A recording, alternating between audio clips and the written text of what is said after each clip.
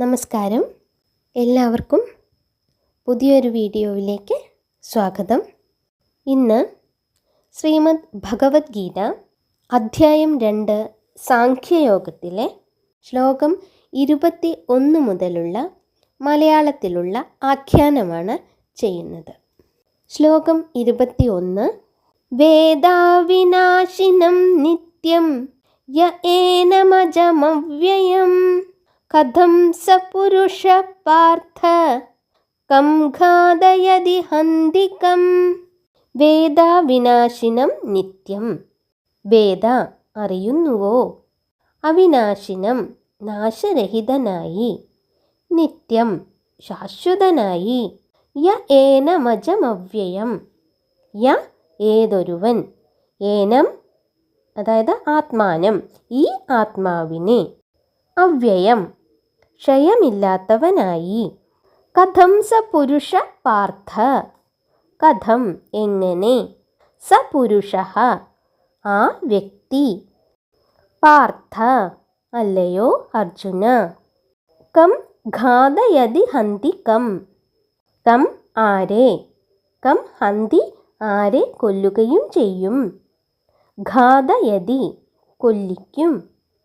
അപ്പോൾ മുഴുവൻ അർത്ഥം പറഞ്ഞു കഴിഞ്ഞാൽ, അല്ലയോ അർജുന, നാശരഹിതനായി ശാശ്വതനായി ജനനമില്ലാത്തവനായി ക്ഷയമില്ലാത്തവനായി ഈ ആത്മാവിനെ ഏതൊരുവൻ അറിയുന്നുവോ ആ വ്യക്തി എങ്ങനെ ആരെ കൊല്ലിക്കും, ആരെ കൊല്ലുകയും ചെയ്യും എന്നാണ് ഈ ശ്ലോകത്തിൻ്റെ അർത്ഥം.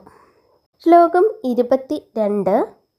വാംസാസി ജീർണാനി യഥാ വിഹായ നവാനി ഗൃഹ്ണാതി നരോപരാണി തഥാ ശരീരാണി വിഹായ ജീർണാനി അന്യാനി സംയാതി നവാനി ദേഹി.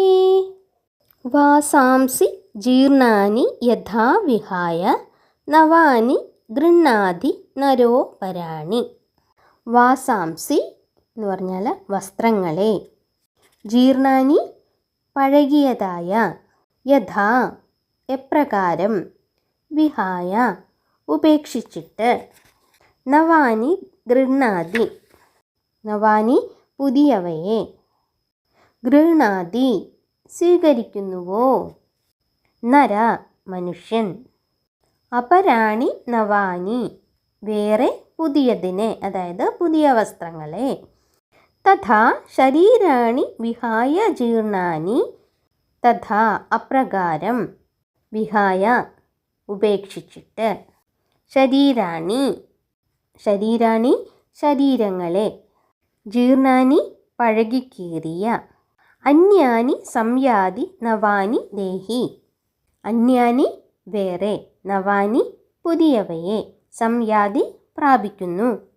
ദേഹി ദേഹാഭിമാനിയായ ആത്മാവ് അതായത് ജീവൻ എന്നാണ്. അപ്പോൾ അതായത് ഉള്ളതിൻ്റെ ശ്ലോകത്തിൻ്റെ അർത്ഥം പറയുകയാണെങ്കിൽ, മനുഷ്യൻ പഴകിക്കീറിയ വസ്ത്രങ്ങളെ ഉപേക്ഷിച്ചിട്ട് എപ്രകാരം പുതിയ വേറെ വസ്ത്രങ്ങളെ സ്വീകരിക്കുന്നുവോ അപ്രകാരം ദേഹാഭിമാനിയായ ആത്മാവ് അതായത് ജീവൻ പഴകിയതായ ശരീരങ്ങളെ ഉപേക്ഷിച്ചിട്ട് വേറെ പുതിയ ശരീരങ്ങളെ, പുതിയ ശരീരങ്ങളെ പ്രാപിക്കുന്നു എന്നാണ് പറയുന്നത്. പുതിയ ശരീരങ്ങളെ പ്രാപിക്കുന്നു എന്നാണ് അർത്ഥം. ശ്ലോകം 23. നൈനം ചിന്തന്തി ശസ്ത്രാണി നൈനം ദഹതി പാവകഃ ന ചൈനം ക്ലേദയന്ത്യാപോ ന ശോഷയതി മാരുതഃ. നൈനം ചിന്തന്തി ശാസ്ത്രാണി നൈനം ദഹതി പാവകഃ. നൈനം എന്ന് പറയുന്നത് ന ഏനം എന്നുള്ളത് ഒരുമിച്ച് പറഞ്ഞതാണ്. ചിന്തന്തി ന ചിന്തന്തി എന്നാണത്, മുറിക്കുന്നില്ല. ഏനം ഇവനെ. ശാസ്ത്രാണി ആയുധങ്ങൾ. നൈനം ദഹതി പാവക ന ദഹതി ദഹിപ്പിക്കുന്നില്ല. പാവക പാവകഃ അഗ്നി. ന ചൈനം ക്ലേദയന്ത്യാപോ ന ക്ലേദയന്തി അലിയിപ്പിക്കുന്നില്ല. ആപ ച വെള്ളവും. ന ശോഷയതി മാരുതഃ ന ശോഷയതി വരട്ടുന്നുമില്ല. മാരുതഃ വായു. അപ്പോൾ ആ ശ്ലോകത്തിൻ്റെ മൊത്തം അർത്ഥം പറഞ്ഞു കഴിഞ്ഞാൽ ഈ ആത്മാവിനെ ആയുധങ്ങൾ മുറിക്കുന്നില്ല, അതിനെ അഗ്നി ദഹിപ്പിക്കുന്നില്ല, വെള്ളം അതിനെ ലയിപ്പിക്കുന്നില്ല, വായു അതിനെ വരട്ടുന്നുമില്ല എന്നാണ് പറയുന്നത്. ശ്ലോകം 24 അച്ഛേദ്യോയമദാഹ്യോയം അക്ലേദ്യോ ശോഷ്യ ഏവ ചഃ നിത്യഃ സർവഗതസ്ഥാണുഃ അരചലോയം സനാതനഃ. അച്ഛേദ്യോ യമദാഹ്യോയം എന്നാൽ അച്ഛേദ്യഃ വെട്ടിമുറിക്കപ്പെടുവാൻ കഴിയാത്തതാണ്.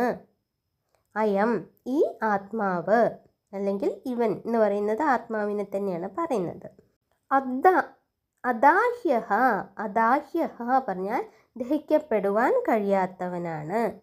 അക്ലേദ്യഃ അലിയിക്കപ്പെടുവാൻ കഴിയാത്തവനാണ്. അശോഷ്യഃ ഏവച വരട്ടപ്പെടുവാനും കഴിയാത്തവനാണ്.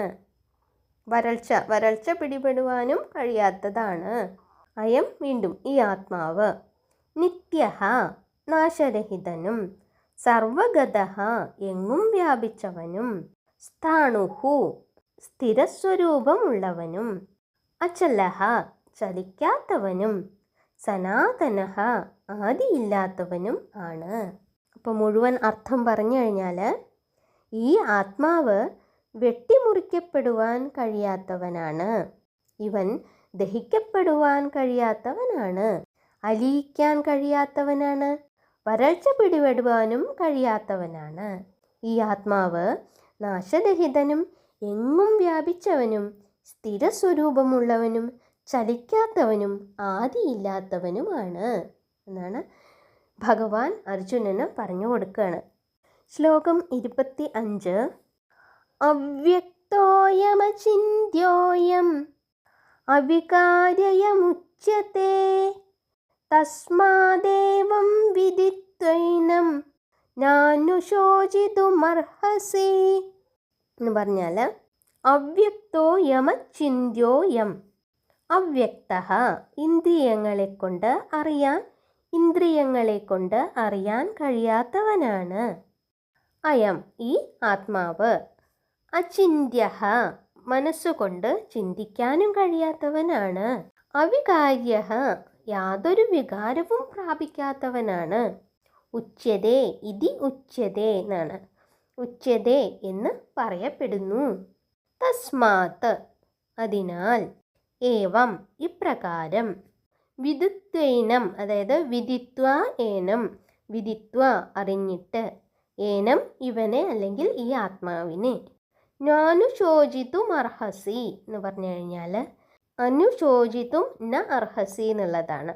അനുശോചിതും എന്ന് പറഞ്ഞാൽ ഇങ്ങനെ വ്യസനിക്കുന്നതിന്, ന അർഹസി നീ അർഹിക്കുന്നില്ല.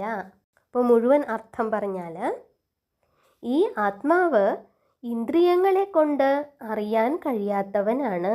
ഈ ആത്മാവ് മനസ്സുകൊണ്ട് ചിന്തിക്കാനും കഴിയാത്തവനാണ്. ഇവൻ യാതൊരു വികാരവും പ്രാപിക്കാത്തവനാണ്. ഇങ്ങനെയാണ് പറയപ്പെടുന്നത് എന്ന് പറയപ്പെടുന്നു എന്നാണ് പറയുന്നത്. അതിനാൽ ഇപ്രകാരം ഈ ആത്മാവിനെ അറിഞ്ഞിട്ട് ഇങ്ങനെ വ്യസനിക്കുന്നതിന് നീ അർഹിക്കുന്നില്ല എന്ന് അർജുനനോട് പറയാണ്. ശ്ലോകം 26 മുതൽ നമുക്ക് അടുത്ത വീഡിയോ ആയിട്ട് ചെയ്യാം. ഇപ്പോൾ നിർത്തുകയാണ്. എല്ലാവർക്കും നമസ്കാരം. ആരെങ്കിലും സബ്സ്ക്രൈബ് ചെയ്യാതെ കാണുന്നുണ്ടെങ്കിൽ, വീഡിയോ ഇഷ്ടപ്പെടുന്നുണ്ടെങ്കിൽ ഒന്ന് ലൈക്ക് ചെയ്യൂ, ഒന്ന് സബ്സ്ക്രൈബ് ചെയ്തിടൂ. നന്ദി, നമസ്കാരം.